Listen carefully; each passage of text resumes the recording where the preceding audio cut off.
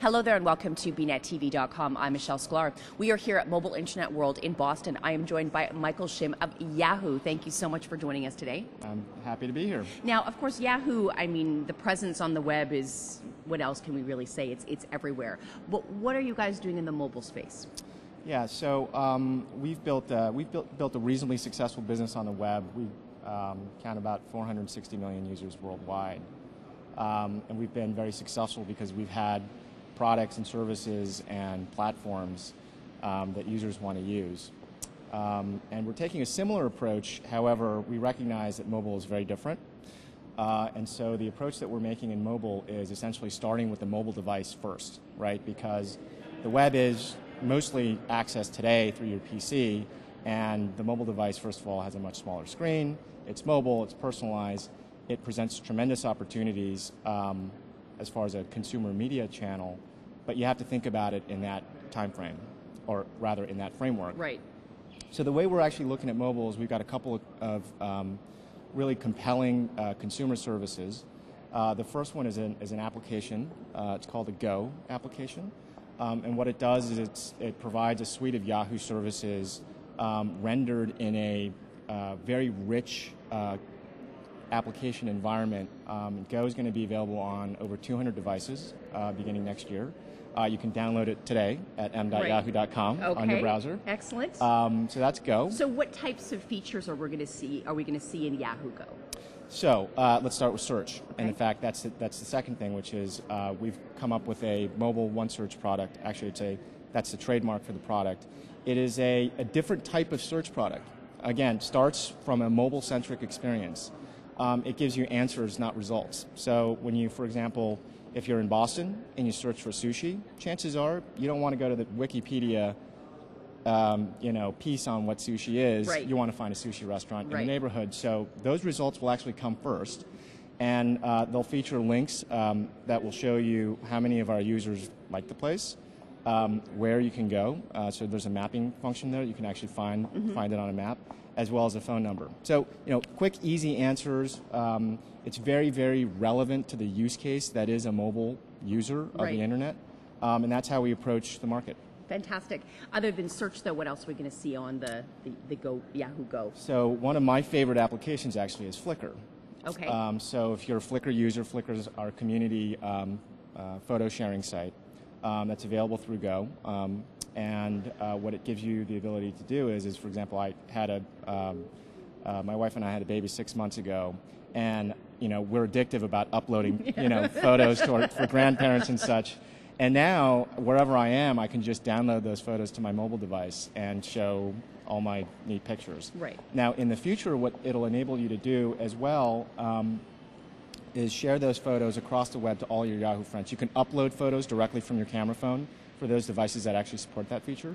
So I think it's again a tailor-made type of user experience for mobile. Right. And again, we are taking a mobile-first approach here. Right. Michael, how are you addressing the global needs, if you will? I mean, the search one and the Yahoo Go, these are things we're talking about right now in a North American context. But what about the fact that, I mean, mobile devices and the use of mobile devices, quite frankly, North Americans always been a bit of a lagger, if you will.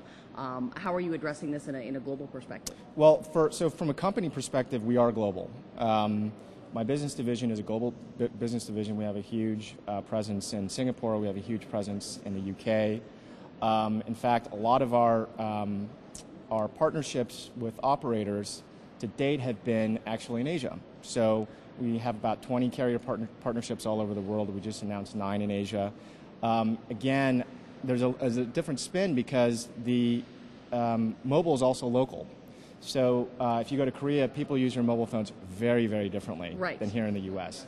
In some respect, it is a vision of the future. We do believe that there will be increasing usage of the mobile web in the States, and it's just a matter of time. In another respect, it's a different culture. So you kind of have to take a regional focus as you're building services and you're adapting services to a given market. which is Right. all of which is core to our strategy. Right.